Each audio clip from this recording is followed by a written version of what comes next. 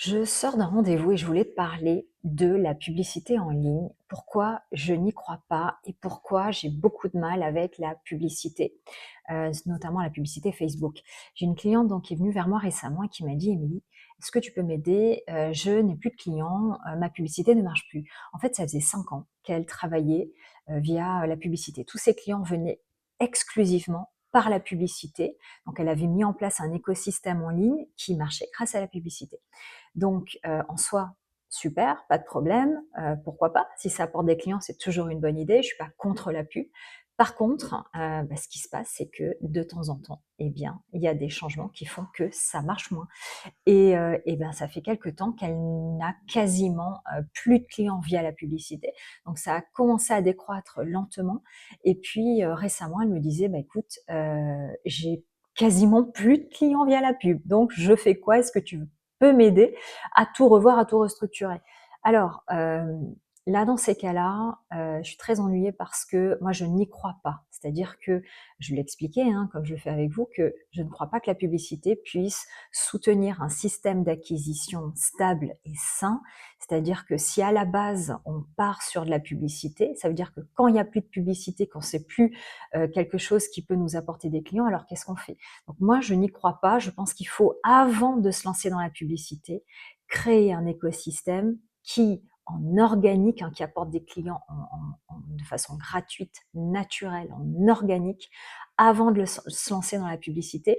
Je pense que la publicité, c'est un plus, c'est quelque chose qui peut énormément aider, à condition d'y aller doucement et sûrement. Donc moi, ce que je ferais, c'est que je bâtirais un système d'acquisition déjà qui apporte des résultats sans publicité, donc avec du contenu qu'on peut développer sur les réseaux sociaux, avec un site web, avec un Google My Business, de l'emailing, ce qu'on veut, mais pas tout de suite penser que payer va résoudre nos problèmes ou notre besoin et nous apporter des résultats. Alors, non pas que ça marche pas, mais qu'est-ce qu'on fait quand l'algorithme change, quand des mots deviennent un petit peu compliqués? Là, ce qui se passe sur Facebook depuis quelque temps, c'est qu'il y a énormément de mots qui sont bannis par Facebook.